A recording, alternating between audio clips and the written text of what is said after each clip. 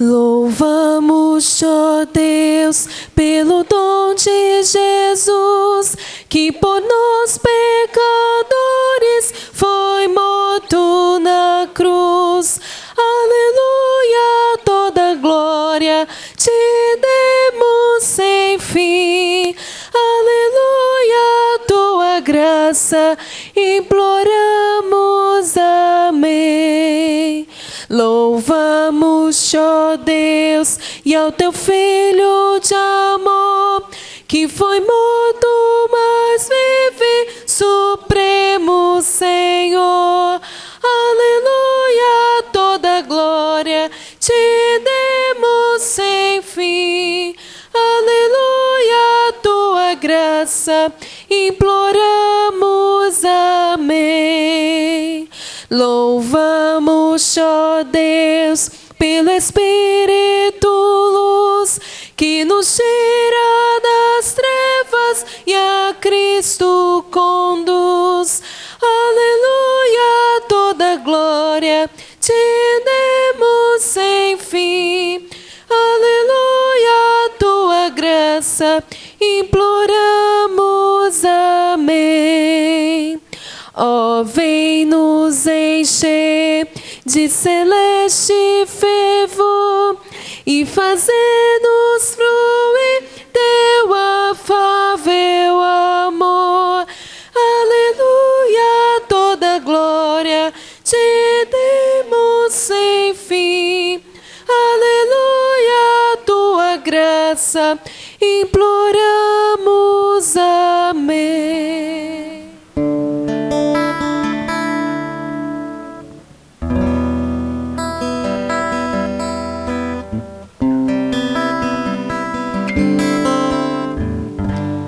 Meu Jesus,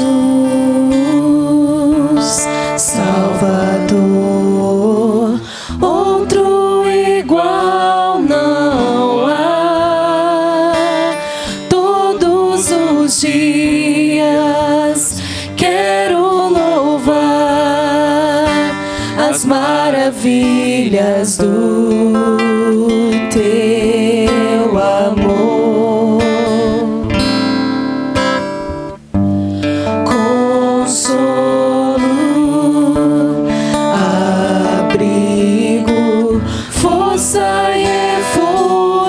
Senhor, com todo o meu ser, com tudo que sou, sempre te adorarei.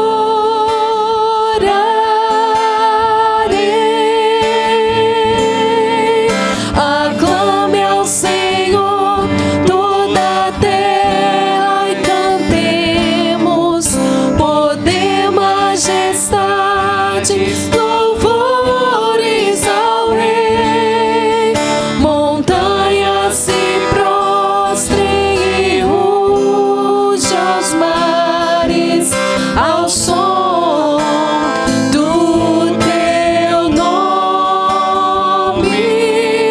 Alegre te louvo por teus grandes feitos, firmado estarei, sempre te amarei. Incomparáveis são tuas promessas pra mim.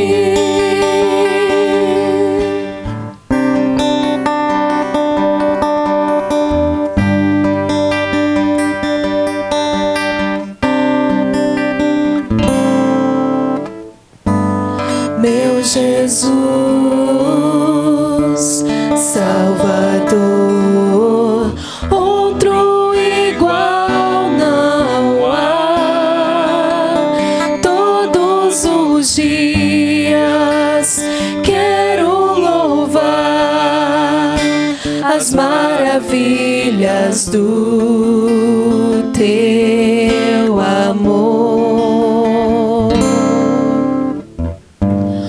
Consolo, abrigo, força e refúgio é o Senhor. Com todo o meu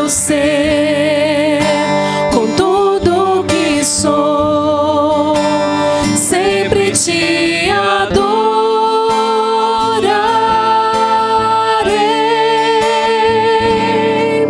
Aclame ao Senhor toda a terra e cantemos poder, majestade, louvores ao Rei.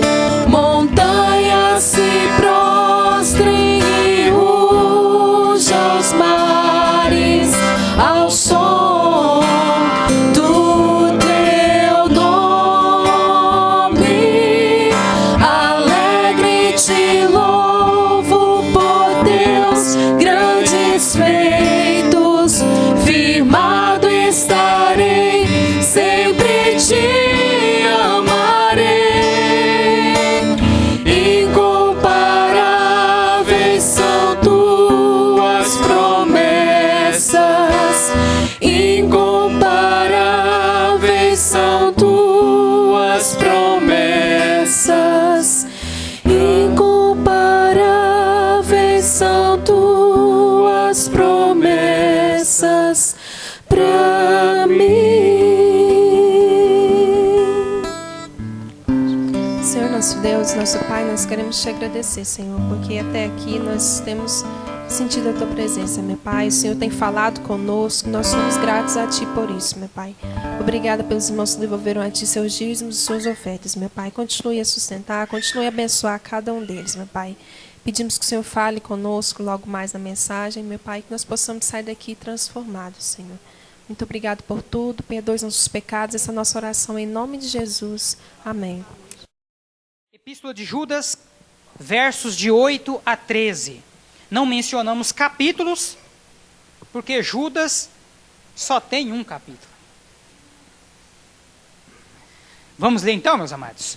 Ora, estes da mesma sorte, quais sonhadores alucinados, não só contaminam a carne, como também rejeitam governo e difamam autoridades superiores. Contudo, o arcanjo Miguel, quando contendia com o diabo e disputava a respeito do corpo de Moisés, não se atreveu a proferir juízo infamatório contra ele. Pelo contrário, disse: o Senhor te repreenda. Estes, porém, quanto a tudo o que não entendem, difamam. E quanto a tudo o que compreendem por instinto natural, como brutos sem razão, até nessas coisas se corrompem. Ai deles, porque prosseguiram pelo caminho de Caim, e movidos de ganância, se precipitaram no erro de Balaão, e pereceram na revolta de Corá. Estes homens são como rochas submersas, em vossas festas de fraternidade, banqueteando-se juntos, sem qualquer recato, pastores que a si mesmos se apacentam, nuvens sem água, impelidas pelos ventos, árvores em plena estação dos frutos, destes desprovidas, duplamente mortas, desarraigadas, ondas bravias do mar, que espumam as suas próprias sujidades, estrelas errantes, para as quais tem sido guardada a negridão das trevas para sempre. Feche os seus olhos, curve sua cabeça, vamos orar mais uma vez. Senhor nosso Deus, obrigado, Pai. Senhor nosso Deus, obrigado, Pai, por mais esta oportunidade, meu Senhor, de poder meditar nas Escrituras Sagradas. Usa-me, ó Pai, como um instrumento em Tuas mãos para transmitir ao coração de todos os Teus filhos aqui presentes a verdade contida nas Escrituras Sagradas. Abra, Senhor, os nossos corações para com mansidão receber a semente da palavra de Deus que mais uma vez será plantada em nossas vidas nesse momento. Obrigado, meu Pai, pelo privilégio de poder pregar a Tua palavra. É o que nós te pedimos, em nome de Jesus. Amém. Podem se sentar, meus irmãos.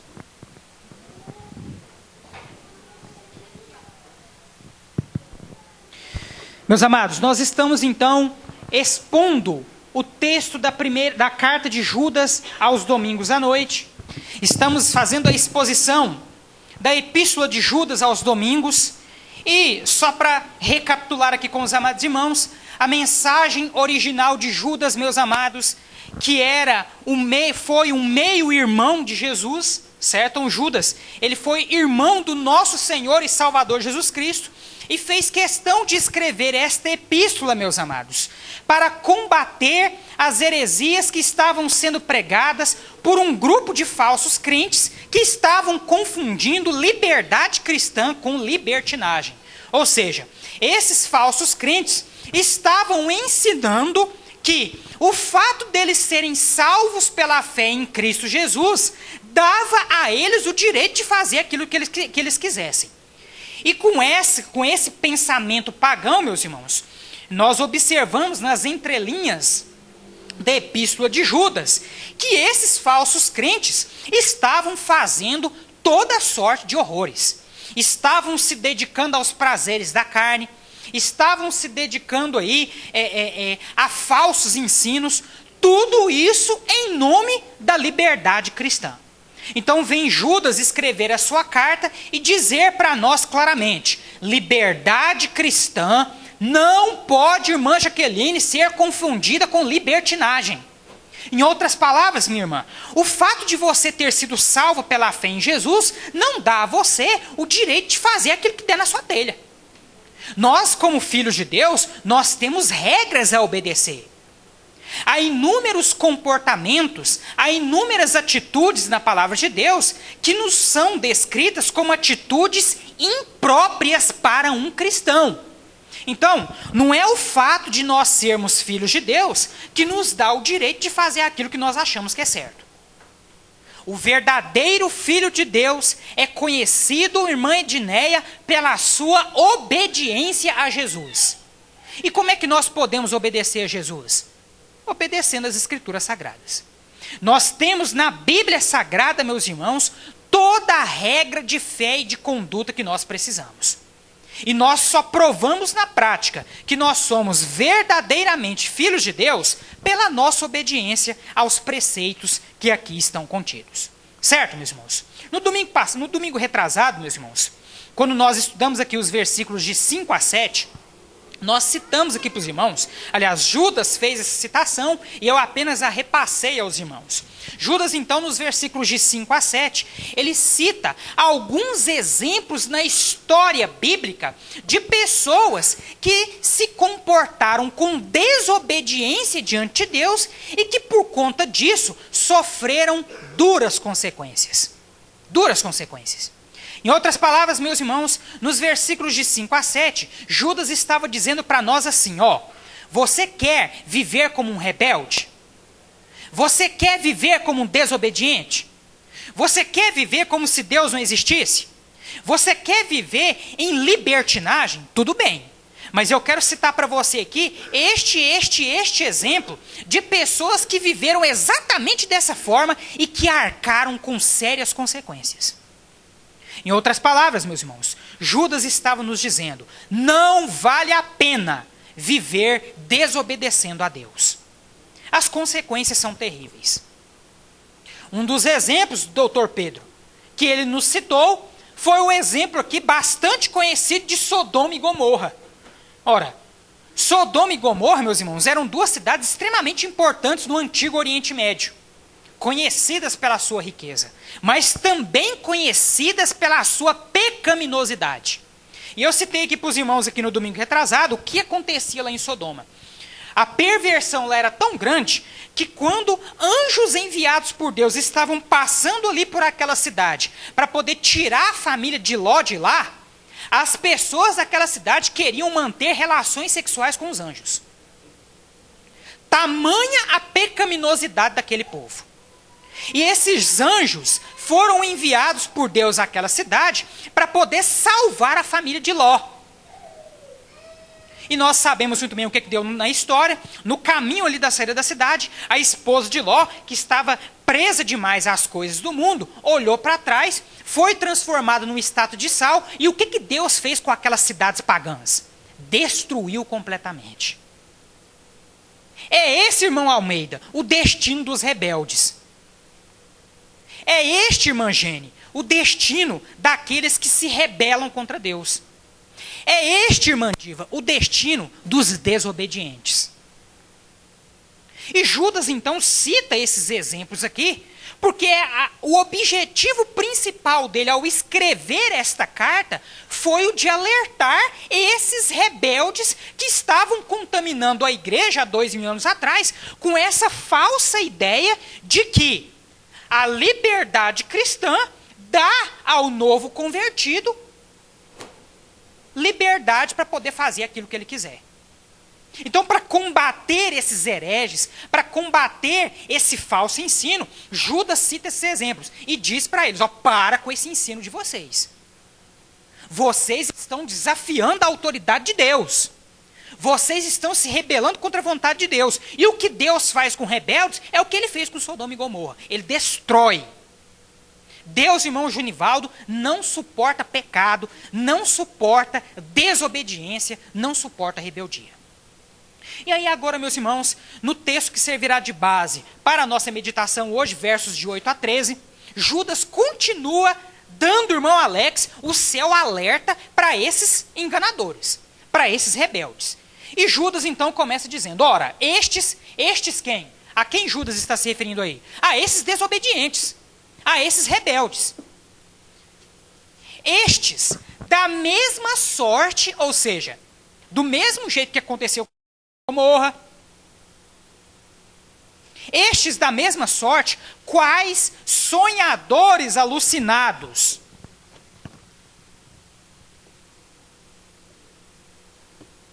Sonhadores alucinados. Essa expressão, meus irmãos, sonhadores alucinados, ela tem sido entendida por grande maioria dos estudiosos como uma referência, sabe ao quê? A esses videntes místicos. E nós sabemos que, infelizmente, muitas igrejas estão lotadas desse tipo de gente. Deus manda te falar que eu estou vendo isso.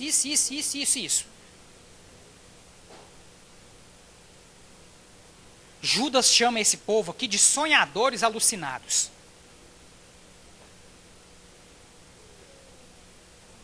E esses rebeldes lá com quem Judas estava tendo que lidar, também estavam aí com esse tipo de atitude. Além deles estarem disseminando essa doutrina que confundia liberdade cristã com libertinagem, eles tinham essa mania aí de chegar nos outros soltando profecias. Sonhadores alucinados. Práticas, meus amados irmãos, com as quais a palavra de Deus não compactua. Quando nós falamos em profecia, meus amados irmãos, nos dias de hoje, nós estamos falando, aliás, não só nos dias de hoje, profecia, meus irmãos, desde o Antigo Testamento até os dias de hoje, ela significa uma coisa só. É a palavra de Deus transmitida pela voz humana. Isso é profecia. Na época do Antigo Testamento, meus irmãos, quando ainda não haviam as escrituras codificadas como nós temos hoje, Deus então precisava fazer o quê, irmão Alex? Levantar profetas. E aí nós encontramos aí uma série de profetas no Antigo Testamento. Isaías, Jeremias, Ezequiel, Daniel. Por quê, irmã Diva? Porque naquela época a Bíblia ainda não estava codificada. Naquela época não existia Bíblia na mão, assim escrita como nós temos hoje. Então Deus levantava profetas e Deus dava a sua palavra a esses profetas que a transmitiam ao povo. Isso é profecia. Profetizar é anunciar a palavra de Deus às pessoas e não adivinhar. Aliás, meus irmãos, quando nós lemos a Deuteronômio 18, Deus fala claramente para o povo: quando vocês entrarem na terra que eu prometi a vossos pais, não vos contamineis com a prática daqueles povos. Não vos deixeis levar pela necromancia, consulta aos mortos, prática do espiritismo, prática pagã. Não vos deixeis levar pelos adivinhos, pelos prognosticadores. Adivinhação, meus irmãos, nunca teve a ver com Deus. Adivinhação é coisa de demônio, é coisa de gente mística, é coisa, irmão Alex, de sonhadores alucinados, que é como Judas os chama aqui nesse texto. Deus, meus amados irmãos, não precisa levantar pessoas para poder ficar adivinhando o que está acontecendo na sua vida, não. O que Deus precisa de fato é de pessoas para poder chegar até a você e dizer para você: a palavra de Deus diz isso, isso e isso. Arrependa-te, converta-se dos seus caminhos. É isso, meus amados irmãos, que Deus quer. É isso que é profecia de verdade. Profetizar é anunciar a palavra de Deus e não ficar com adivinhações. Coisas que esses rebeldes estavam fazendo e que aqui Judas combate veementemente. Mas ele não para só por aí. Continua a leitura do texto aí, meus irmãos. Não só contaminam a carne. Essa expressão contaminar a carne aqui, meu Cine, tem sido entendida pelos estudiosos, numa análise mais apurada do texto original grego, como sinônimo de prazeres da carne, inclusive homossexualismo. Agora olha só para vocês verem a que ponto que esses desobedientes chegavam. Eles achavam que a liberdade que eles conseguiram por crer em Jesus era tão grande que eles podiam fazer qualquer coisa, até satisfazer os seus prazeres carnais, até mesmo se dedicar ao homossexualismo, Eugênia. Agora, que liberdade cristã é essa que permite ao indivíduo que deveria ter sido regenerado pelo Espírito Santo praticar atitudes tão horrendas como essas? Isso, meus irmãos, não é conversão. Essa não é uma alma verdadeiramente arrependida. São enganadores, mensageiros de Satanás, que são combatidos por Judas, foram combatidos por Judas há 2000 anos atrás, e que devem continuar sendo combatidos por nós nos dias de hoje, até o dia em que Jesus Cristo voltar. Já imaginou, irmão Divones? Você começar a pregar que não. Você tem Jesus, então você pode fazer o que você quer, porque você é liberto por Cristo.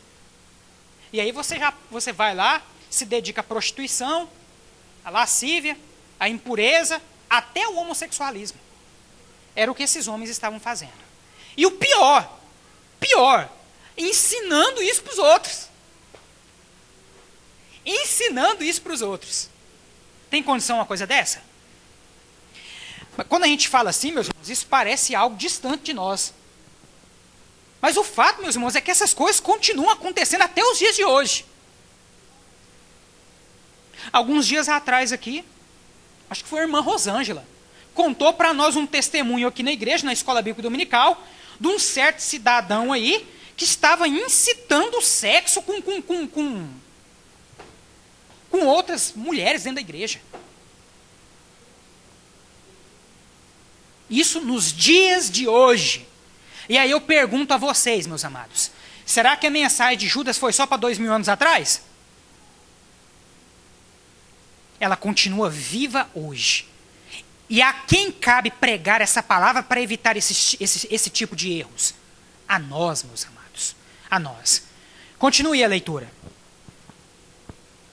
Não só contaminam a carne, como também rejeitam governo e difamam autoridades superiores. Meus irmãos, todo rebelde, todo desobediente, irmão José, ele tem uma característica fundamental. Ele não aceita autoridade. E além de não aceitar a autoridade, ainda fala mal da autoridade. Difama a autoridade.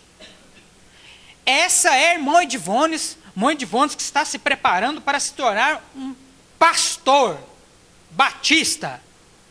Vai lidar com gente assim, irmão. Viu? Nós não escapamos disso, infelizmente. Todo rebelde, todo desobediente, ele tem uma característica fundamental, que é a de resistir à autoridade. E além de resistir à autoridade, de não aceitar a autoridade, ele ainda fala mal da autoridade, difama a autoridade.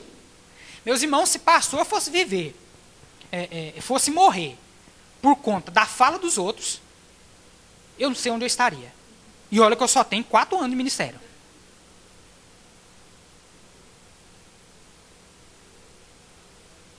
Eu fico pensando no pastor Carvalho, com mais de 30.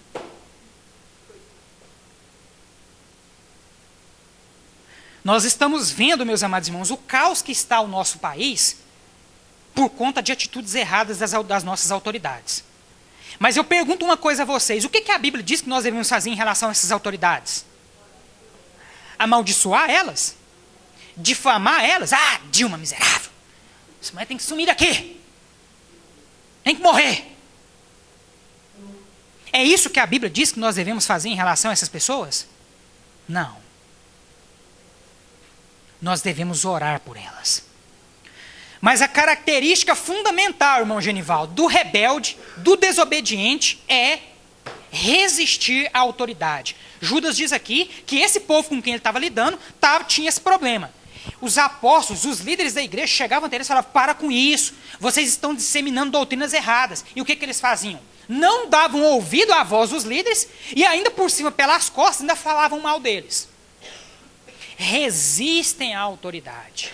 Resistem à autoridade. E o interessante, meus irmãos, é que esse texto aqui, ele nos remete à ideia não apenas de resistência à autoridades humanas, mas ele também nos remete à ideia de resistência, irmã Gene, a autoridades espirituais. Porque quem rejeita a autoridade humana, rejeita também automaticamente, consequentemente, a autoridade de quem? De Deus. E aí, Judas, para poder combater esses desobedientes, esses rebeldes, ele vai citar um exemplo aqui, meus amados irmãos, de um livro apócrifo chamado de A Assunção de Moisés. É um texto apócrifo da tradição judaica que foi citado aqui por Judas, para mostrar para esses rebeldes e desobedientes que nem mesmo os seres angelicais ousam difamar qualquer autoridade. E olha só o exemplo, meus irmãos, que Judas cita aqui. Acompanhe no seu texto novamente. Versículo 9. Contudo, o arcanjo Miguel, quando contendia com o diabo e disputava a respeito do corpo de Moisés, não se atreveu a proferir juízo infamatório contra ele. Pelo contrário, disse: o Senhor te repreenda. Meus irmãos, eu quero que vocês prestem bastante atenção aqui, meus amados, porque este ensino que Judas está nos dando aqui é um ensino muito importante. Para combater esses insubmissos, esses rebeldes que estavam atrapalhando a vida da igreja 2000 anos atrás, Judas cita aqui o exemplo do arcanjo Miguel. Meus amados, biblicamente falando, eu já citei isso para vocês aqui em várias ocasiões, friso mais uma vez. Nós temos 3 categorias de anjos: querubins, serafins e arcanjos. Querubins, do hebraico querub, que significa servir. São anjos da parte de Deus que o servem em alguma modalidade especial. Eram o que Satanás era antes de se rebelar contra Deus. Satanás era um querubim da guarda ungido. Isso é mencionado lá no livro de Ezequiel. Serafins, do hebraico seraf, que significa queimar. São os anjos que estão mais próximos de Deus. São mencionados tanto em Isaías quanto no livro de Apocalipse. E por estarem tão próximos de Deus, eles chegam até a queimar. E nós encontramos também na palavra de Deus a menção aos arcanjos, que são os príncipes dos exércitos celestiais. E o principal arcanjo mencionado na Bíblia, aliás, o único, certo? E por ser o único, nós entendemos como sendo o principal, é o arcanjo Miguel. Então, olha só a posição desse homem, desse anjo. Olha só a posição desse anjo. Ele era nada mais, nada menos, irmão Alex, do que o príncipe dos exércitos celestiais de Deus. E aí Judas cita aqui que disputando o corpo de Moisés com Satanás, que é um anjo caído, o arcanjo Miguel não ousou proferir contra Satanás juízo infamatório. Ele preferiu dizer: que o Senhor te repreenda. Agora, irmã Jaqueline, olha o respeito que um arcanjo teve para falar com Satanás.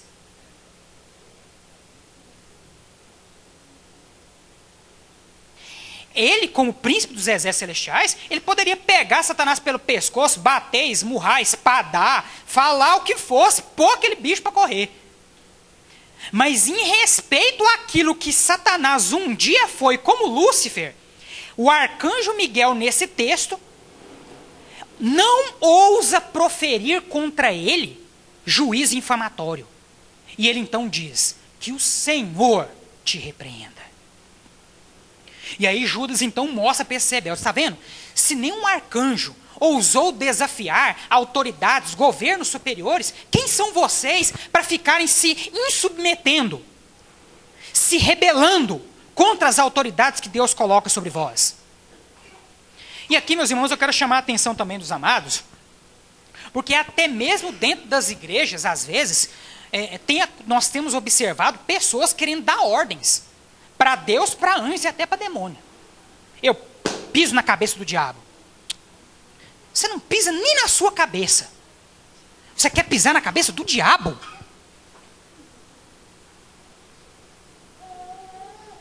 Deus, pela promessa que está na tua palavra, faça. Você quer dar ordens para Deus? É isso mesmo? Quando nem mesmo um arcanjo de Deus ousou proferir juízo infamatório contra Satanás, que é um anjo caído e perdido, você quer dar ordens para Deus, para anjos e para demônios? Meus irmãos, e quando eu falo isso, de pisar na cabeça do diabo, eu falo com propriedade, meus irmãos, porque em épocas obscuras da minha vida, épocas da ignorância, eu fui levado e muito a fazer esse tipo de coisa. A marchar, vamos marchar sobre a cabeça do diabo. E eu lá, danava marchar. Até que eu resolvi estudar a Bíblia, Deus retirou as escamas dos meus olhos e eu acordei para a realidade.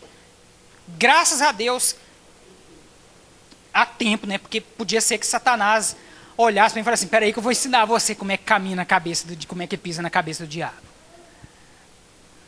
Mas o fato é que tem muita gente caindo nessa conversa fiada, nesse engano aí nos dias de hoje. E cai nesse engano por quê? Falta de conhecimento da palavra. Errais, não conhecendo as Escrituras nem o poder de Deus. Nós, meus irmãos, precisamos, irmão Genivaldo, aprender a respeitar a autoridade. Porque toda autoridade é levantada por Deus. E isso são todas, irmão Edivones. Se você é supervisor lá no seu serviço, você é uma autoridade sobre alguém, quem te colocou ali foi Deus. Os insubmissos vão ter que arcar caro se desafiar a sua autoridade. Se eu fui trazido, meus amados irmãos, como pastor até essa igreja, e aqui estou até os dias de hoje, quem me sustenta aqui é Deus. E assim, cada diácono, cada líder de departamento, cada professor, cada presidente de empresa, cada presidente de nação, cada senador, cada deputado federal, cada governador, cada deputado estadual, cada prefeito, cada vereador, cada juiz, cada delegado. Se é autoridade, foi levantada por Deus e deve ser respeitada. Ah, mas está sendo injusto.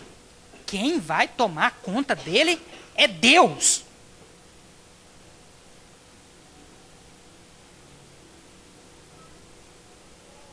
Quem lida com as autoridades que levanta é o próprio Deus que levanta as autoridades. Esse problema de rebeldia que Judas estava enfrentando, meus irmãos, é uma realidade evidente nos nossos dias hoje. Evidente.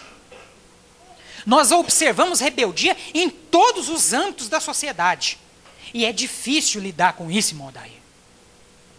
Isso muitas vezes frustra os líderes. Frustra as autoridades. Porque você, quando você ocupa uma posição de liderança, você espera trabalho de equipe. Você espera auxílio mútuo. Você espera cooperação.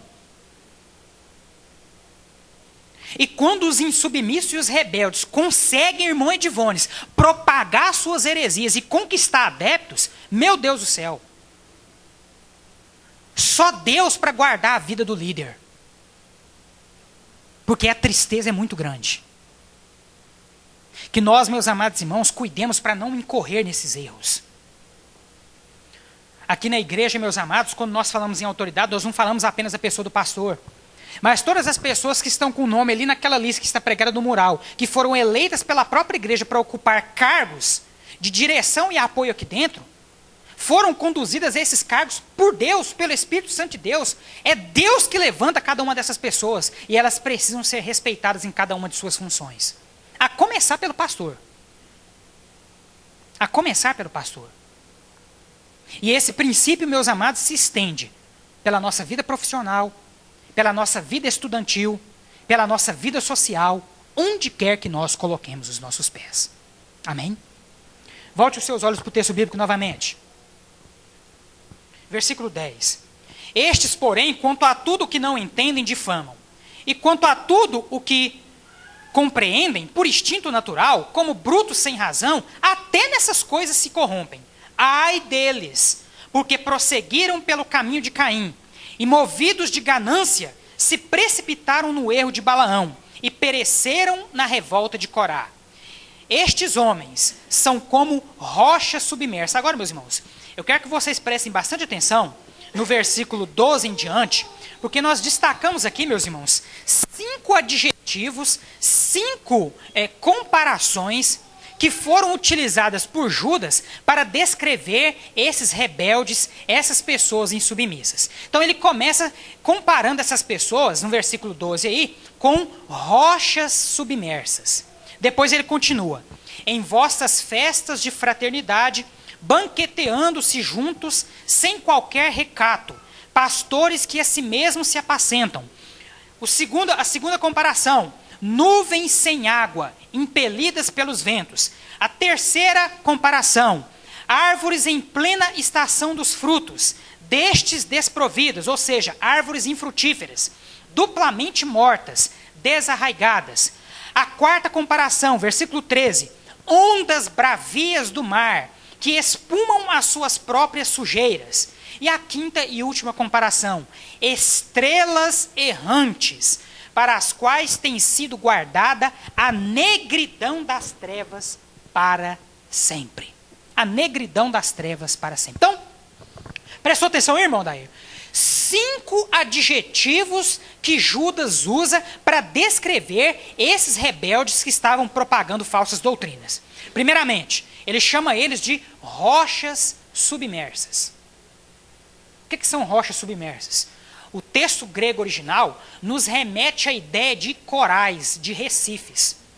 Quando uma embarcação está navegando no mar, irmão Edivones, se aquele que está dirigindo o navio não ficar atento às rochas submersas, aos corais e aos recifes, o que pode acontecer com a embarcação? Bater, rachar o casco e afundar. Quando Judas chama esses rebeldes de rochas submersas, o que ele está chamando eles? De pedras de tropeço. Conduzem as pessoas ao quê? Ao abismo. Segundo adjetivo que é utilizado: nuvens sem água. Nuvens sem água. Quando a gente olha nuvens nos céus, o que é a primeira coisa que você pensa? Vai chover. Vai chover. É o que se espera quando a gente vê o céu carregado. Quando Judas chama aqui esses rebeldes de nuvens sem água, o que ele está querendo dizer? Que eles são homens que prometem coisas que na verdade não cumprem. Enganadores. Falsos profetas. Nuvens sem água. Prometem algo que na verdade não podem cumprir. Terceiro adjetivo, meus irmãos, para nós acelerarmos aqui: árvores em plena estação de frutos, só que destes desprovidos, ou seja, árvores infrutíferas. Sobre essa questão do fruto aí, meus amados, Jesus ele elaborou um enorme discurso para falar sobre essa questão. Como que nós conhecemos quando uma árvore, de fato, a sua raiz está em Cristo? Pelos seus frutos. Se eu quero conhecer que o irmão Edivones, de fato, é discípulo de Jesus, eu tenho que olhar para os frutos dele. Porque se ele é uma árvore que está ligada na raiz, que é Jesus, os frutos dele têm que ser o quê? Bons. Tem como, irmão Cleiton, alguém estar ligado em Jesus e produzir frutos ruins? Não tem como. Não tem como. Viu, irmão Genivaldo? Se você está ligado na raiz, que é Cristo, seus frutos têm que ser excelentes. Então, quando Judas chama esses rebeldes aqui, meus amados, de árvores infrutíferas, o que ele está querendo dizer em outras palavras? Que, na verdade, não se converteram verdadeiramente. Não são ovelhas fiéis de Jesus Cristo. São enganadores, falsos crentes, que podem ser conhecidos pela sua falta de frutos. Quarta comparação, meus irmãos. Versículo 13. Ondas bravias do mar, que espumam as suas próprias sujeiras. Meus amados, quem conhece o mar aqui, sabe muito bem que quando o mar ele forma demais aquela camada espessa de espuma, aquilo é sinal de quê? Sujeira. O que Judas está dizendo então desses rebeldes? Que eles são sujos. Eles podem até aparentar uma certa força e imponência, assim como as ondas do mar. Mas o que eles carregam consigo? Espuma maldita. Sujeira. Sujeira. A quinta e a última característica. Estrelas errantes. Quando nós também fazemos uma análise aqui, meus irmãos, do texto grego original, nós vamos ver que a palavra que foi traduzida por estrelas errantes, ela pode se referir a meteoros, estrelas cadentes. O que é uma estrela cadente? Uma estrela que cai, né? E por ser uma estrela que cai, quando ela cai, você vê, ao mesmo tempo que você vê, ela já sumiu. O que Judas está querendo dizer quando ele chama esses rebeldes de estrelas errantes?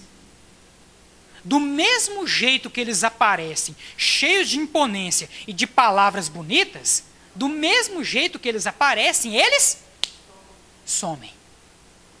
Meus irmãos, são 5 características perfeitas dos enganadores, dos falsos profetas, dos rebeldes, dos insubmissos. Características, meus amados irmãos, que eu espero como pastor, que jamais façam parte do seu currículo como cristãos. Amém, meus amados? Amém, meus amados? Que nessa noite nós possamos sair daqui, meus irmãos, cientes de que como filhos de Deus, nós não podemos nos comportar como rebeldes ou como insubmissos.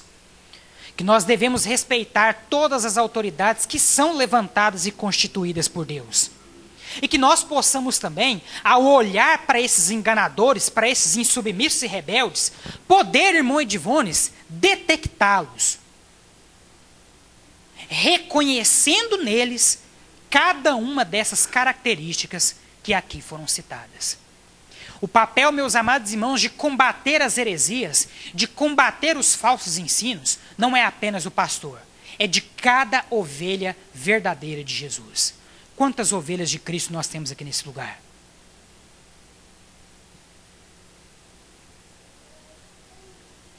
Combata o bom combate da fé. Defenda a fé evangélica. E creia que você fará isso não pelas suas próprias forças, mas pelo Espírito Santo de Deus que vive em você. Amém? Amém? Feche os seus olhos, curve sua cabeça, vamos orar nesse momento. Senhor nosso Deus, obrigado, ó Pai, por mais um culto que o Senhor, meu Pai, permitiu que nós prestássemos a Ti nessa noite. Obrigado pela Tua palavra, que mais uma vez foi pregada, Senhor, não conforme os interesses deste pastor que vos fala, mas sim, ó Pai, conforme a vontade do Senhor que fala através de mim, Senhor. Leva-nos agora de volta aos nossos lares, conceda a cada um de nós uma noite de paz e de descanso e uma excelente semana debaixo da Tua graça, da Tua paz e da Tua santidade. Que a graça do nosso Senhor e Salvador Jesus Cristo, o amor de Deus nosso Pai e a comunhão do Teu Espírito Santo estejam conosco, hoje e para todo sempre.